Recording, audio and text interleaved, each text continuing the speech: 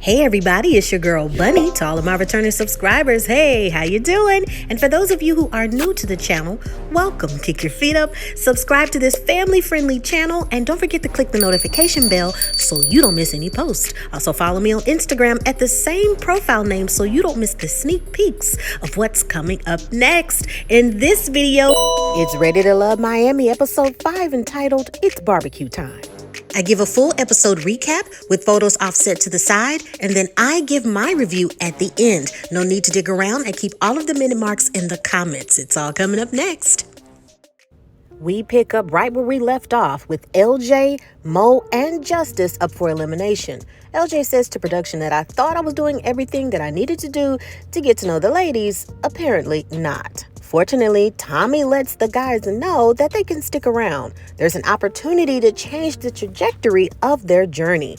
They can step it up. At the end of the week, one of the three men will definitely be going home. He will regroup with the ladies later in the lounge. Tommy's wife, Jackie, also announces that she enjoyed her time getting to know everyone.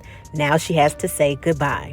Tommy meets with the three fellas up for elimination, Mo, Justice, and LJ. And LJ is eager and curious to know, what can I improve on? Tommy shares that the ladies feel that he's an island guy that's a little too friendly. He needs more depth and should get a little bit more serious. LJ says to production that I will always be an island guy, overly friendly and loving. Although I understand what needs to be done, I need to be more serious about some things and have more serious conversations that will allow me to get to know the ladies deeper. Justice admits that he will tone down the playfulness and have more intention. He feels that his process in dating is different. He hasn't asked for any of the numbers of any of the ladies for that reason.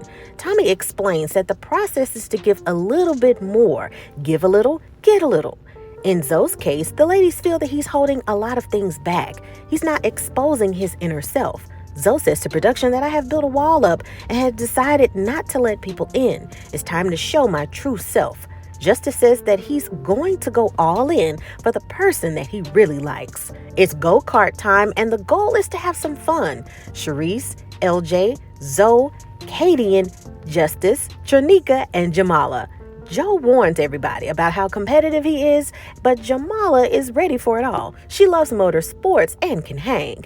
Zoe is super competitive and intentionally slams Trinika's cart, forcing her to stop. It hits the railing and adds more of a pain to her already broken wrist. LJ even notices his competitiveness and it comes off as very abrasive. He's competitive too, but everything has its limits, especially with the ladies. Trinika cheers on for a good race, but Zoe is still gloating about the win. Charisse whispers to the ladies, barbecue him. Zoe says to production that Charisse is trying to stop me from being me, being my genuine self, and I don't like that. Trinika and Katie want to speak with Justice alone. It's all a plan from Katie to have Trinika along for the sit-down to have a median when it comes to this necessary conversation, so it's not misinterpreted. She has some unanswered questions that she wants to ask Justice. Katie called Justice, but she wants to know why he hasn't called her back. While a few of the people talk, LJ and Jamala have another friendly race. He even jokes in letting her know that he'll give her a head start. He wants only for people to have fun, and Jamala can't help but to laugh. She completely understands. She wants everyone just to have fun and chill. Zoe and Charisse take a moment to hang out, and Charisse says to production that she wants to give Zoe a chance. Give him a chance to speak his mind as to what his plans are, because she's been in the bottom up for eliminations. She knows how it feels. She wants to know how he feels about her. He really didn't get a chance to connect with her after the party. He says he saw another side of her after time went on, and his feelings about her have changed. He even says that he has no interest in her at all anymore. He's there to find love, and if he sees someone that's fake, he's not up for it. Whatever she claims that she feels for him is fake. He even goes as far as telling her that she's fake AF. Charisse tells him that he's yelling at a woman, and she could easily tell him about himself. She lets him know that he can talk to a dog like that in the streets, but not like that to her. His volume is so loud that Katie gets up to check on the situation. Charisse is rattled at this point, and LJ tries to console her. Zoe is over it and upset at the back and forth. He says over and over to Katie that he's keeping it real and Charisse is fake. LJ even tries to have a heart-to-heart with Zoe, but Zoe chooses to leave. When LJ reports that Zoe has left, Charisse is relieved and says that he needs to go home after such an outburst. She's not interested in ever speaking with Zoe ever again. Shakira later meets with Tommy. She wants to communicate that she didn't appreciate how Kadian told information that was shared in the ladies' lounge. She was heartbroken that certain details were brought up in front of Mike. She describes the event a little differently than it actually happened, though. She describes it saying Kadian encouraged her to stay at the table and share input, seeing as how she's been through a traumatic experience. Tommy is saddened that information was told discreetly in the lounge and was shared with others. He wants to address the issue next time when the ladies meet. Shakira cries to production that she's disappointed that the ladies took her moment to share her moment with the guys. She tries to be present in the moment, but says that a person that has PTSD and depression just can't be in the moment. More on a positive note, Samson meets with Looney at the Sawgrass Park to have a nice picnic double date with Mike and Brandy. Everyone has good vibes and the nerves are settled because none of them are up for elimination. They're snacking with fruit and Looney jokes to production that Mike and Brandy just forgot that they were there. They were very much in the moment and things got a little heated with that fruit. Looney and Samson step away to enjoy some frisbee and also take a moment to have a view of the lake. They love to spend time in the gym and look forward to spending more time with one another. Mike shares to Brandy that he did have concerns about Brandy being a flight attendant. She travels a lot and he doesn't want a long-distance relationship. Brandy lets him know that she does live in the city. There's a long distance in her job, but she works for a few days and comes back. She also has a choice of her flight schedule. This information seems to calm Mike's concerns, and he falls for her even harder. He can't help but to compliment her beauty over and over again. He mentions to production that Brandy makes him feel happy again. He gets those butterflies every time she's around. LJ meets with Trinika and he's taking Tommy's advice. He wants to talk more seriously and about certain interests. She lets him know that he's in the bottom with a lot of the other ladies, but not with her. She's appreciative that he's very intentional with checking in on her and keeping communication with her over the phone.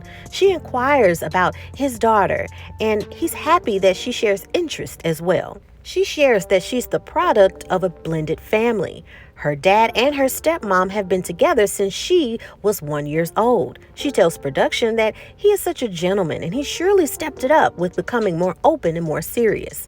It's back at the ladies' lounge and Tommy gets straight to business. He wants everyone to know that whatever is shared in the lounge stays in the lounge. This lounge should be a safe space. Kadian says to production that everyone here should be ready to love, and whatever you share, be prepared to deal with all of it. The lounge is not a counseling session.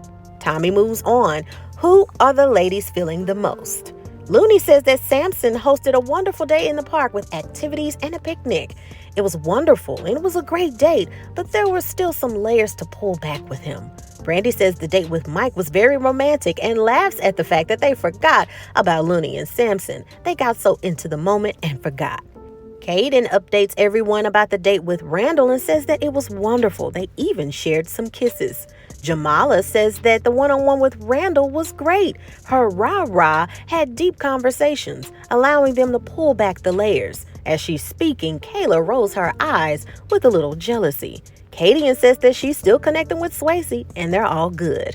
Now Tommy wants to know more about the men that are up for elimination. Did they step it up? And who needs to go home? Kadian feels that AJ might be a little afraid to talk to her, so there really isn't a connection there. Trinika says that he's opened up more to her, he's very intentional, and she's still very interested. Jamala says that LG is the MVP. He's made a true impression and is trying to connect. The person who fell off was Justice. He wants it, but is he ready? Kayla agrees that Justice has to go. And Looney says the person that needs to go is Zoe for sure. Charisse breaks the ice about Zoe and Kadian defends Zoe slightly. She mentions that Charisse has a habit of enticing people, poking the bear, and then plays victim when people react. Overall, Tommy isn't too happy to learn about the entire conversation. The topic at hand is decided who needs to go home. One needs to learn how they can do better, and the other will be eliminated. Brandy is scheduled to meet with Zoe, and Trinika is scheduled to meet with Justice.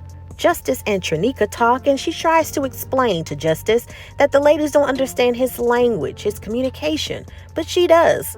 The ladies agree that he is staying. He's relieved to know that Trinika understands his methods, and the next date will be free, seeing how they will just go to his place of business. Brandy is very curious about a lot of things when it comes to Zoe. She wants to know what happened with the entire story at the go-kart event. She wasn't there and has only heard one side of the story. Unfortunately, something isn't right. It's been over 30 minutes, and so far Zoe is a no-show. Brandy calls over and over and also leaves a voicemail. She even sends a few texts to see if everything is okay. She waited over an hour, and maybe it's a good thing he didn't show up. When someone behaves like that, they're not ready to love. And that is the end of the episode. And now it is time for your favorite part of the video. That's right, my review. Oh my goodness, I'm pretty sure that the internet is having a field day of Zoe's behavior. Oh my goodness. Now let me tell you something. I am not condoning anybody's behavior, yelling and screaming at someone in their face. But can we just take a moment to agree that Charisse met her match? Charisse, throughout this season, has said everything that she's wanted to say about any and everybody. And if somebody had a problem with it, oh well, that's their problem. Okay, we can agree on that. That's what she's said from these episodes so far. Now Zoe has had it. Okay, we don't know what was said behind the scenes. We don't know what was said over the phone between those two. But for some reason, he just snapped. Okay, and he just said over and over, "See ya, see ya." When he was doing that, I was like, "Ooh, uh-oh, that Florida coming out. That Florida." Anybody know from the South Side, when you talk about Florida, when you talk about the Florida men, okay, they have their own ways of blowing up and popping off. Okay, it's totally different. The Florida anger is totally different from Texas anger, I tell you that. Okay, Texas, we pop trunk. Florida, do a whole bunch of stuff. Okay, it's just, to me, Zoe, when he said earlier in the episode, which I thought was absolutely ironic and hilarious, when he's sitting down with Tommy and Justice and LJ, he's like, I've been holding this wall up, and I really don't let people in, and then we know now you don't want to unleash the beast. Okay, the Hulk came out on Charisse, but I will say Charisse, unfortunately, got a taste of her own medicine, because Charisse has a tendency to bark. Now, her bark might not be as loud as Zoe's, okay, but she has been barking. Zoe barked at her, and she was just like rattled. What's funny to me is, how people say, oh, you're crying, but there's no tears. Charisse got a bark back at her, and she was crying, but there was no tears. I don't know, and who tells it? And she was trying to force them tears out on LJ's shoulder. LJ's like, you want some water? You okay? But Charisse got a taste of home medicine. Let me repeat, I do not condone Zoe's behavior, but them two people are the same. Zoe and Charisse are the same person. They are the female and the male version of each other, okay? Zoe is one of them people, he ain't having it. He don't care if you're a woman or not. If you gonna act a certain type of way, he gonna pretty much purge that same thing. How he didn't show up at the end to speak with Brandy, okay, that's not shocking. Okay, why would he sit there and come and hear when he already know what's coming? Okay, he already knew he popped off. He already knew that he was wrong, but he didn't care. Okay, you sitting there calling me and texting me. You think I would show up after I done acted a plum fool on TV and I'm sitting there yelling at somebody? Like, nah, he's not gonna show up. And let's just be real. With this season, there really aren't connections like that any dang way. Okay, they just trying to stretch these episodes. I don't know how long. Oh, we got 3 men up for eliminations, but guess what? All y'all get to stay and change the trajectory of the show. Really? Translation, production wise, oh crap, we're running out of people. How about we just make it work and just let everybody stay, even though everybody that's left can't stand each other's guts? Okay, well, we got Brandy and Mike, which we really don't know about that. She's still saying, well, you don't need to pull layers back in the room, need to talk to you. Mike sitting up there don't know what a flight attendant does. You're gonna be gone all the time. She like, you do know I live in the city, right? Like, you do know that I leave and then I come back, right? That blew me away. Okay, I'm glad they talked about it, but I see that it's in strong like It seems like they're in strong like of each other, which is cool. But this season, when it comes to true connection, I really don't see that. Swayze and Katie, and like I said, they're the female and male version of each other. They like to party. They like to have fun. You know what I'm saying? They really ain't taking stuff too serious. They like, hey, you know, you a butthole, I'm a butthole. We both jerks. You know what I'm saying? We like to have fun. I mean, they seem like they vibe off each other because nobody else is really connected with Swayze like that, like we think. When it comes to Kayla, I forget she's on the show. Trinika, girl, you cool, but where's the passion and the romance? I really don't feel like anybody in the season is just so hot for each other that they ready to just pounce on each other besides Brandy and Mike, which I think will quickly fizzle. Because it's something about Mike, I can't put my finger on it. It's something about Mike that's just like, it's got me kind of suspicious. What's that clip on Instagram, that little soundbite? That's suspicious. Don't you think that's suspicious?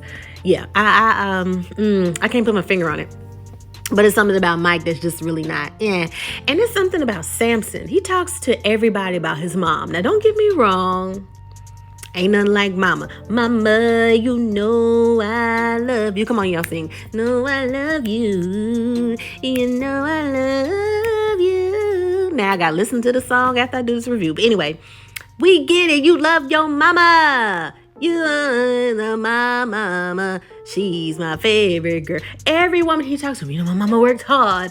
And know she loved me. And know my parents were different. But we get it. He says that every show. Oh my God, Samson, you're coming off as so boring. Okay.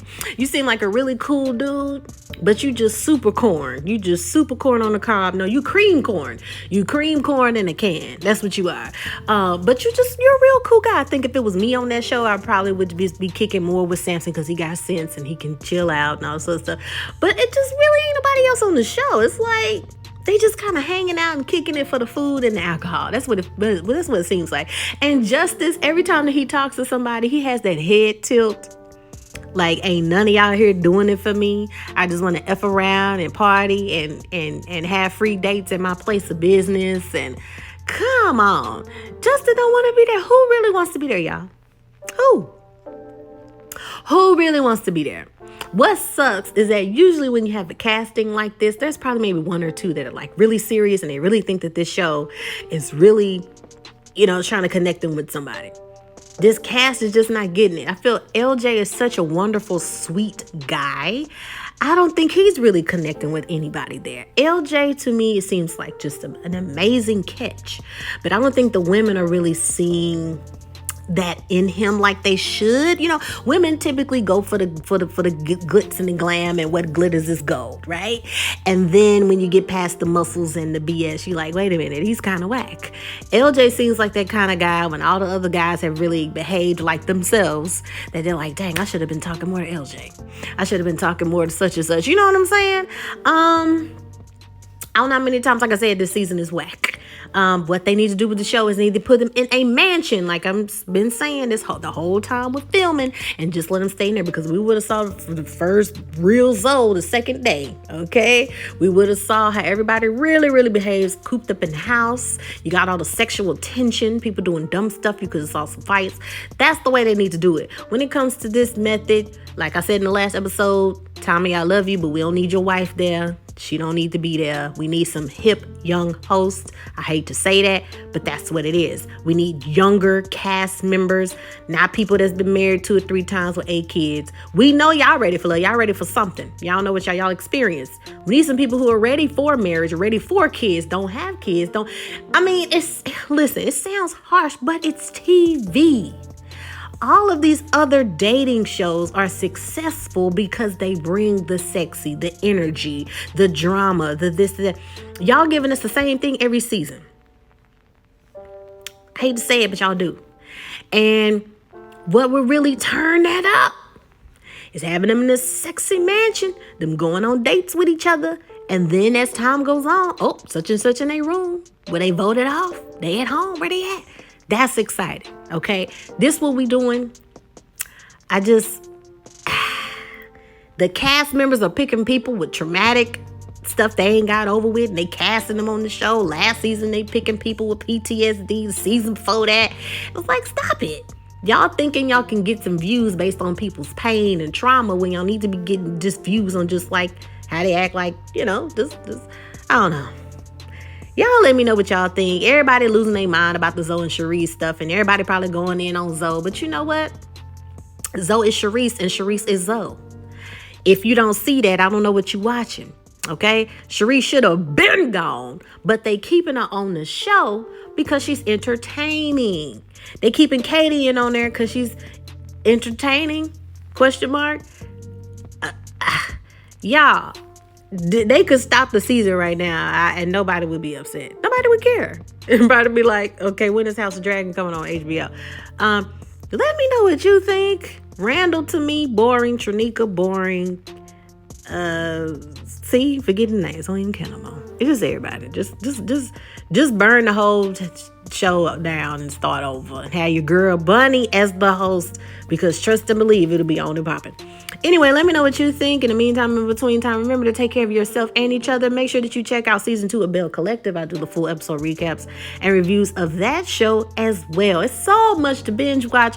We have Atlanta, the final season coming up. Don't fret if you did not watch the previous seasons. You make sure you check that out in the playlist where I break down those episodes to a T. Okay, and I'm gonna do the same thing. Make sure that you stay tuned also for The Handmaid's Tale, the Hulu original series. It's won over 11 Emmys. It's an amazing show. It's not for the weak-minded. It's very deep and graphic, yes, and vulgar, which makes it great. Check that out. Check out the previous seasons on that. Take care of yourself, y'all. It's rough out here in these streets. Save your money, eat well, and drink plenty of water. I'll see you next time. Bye.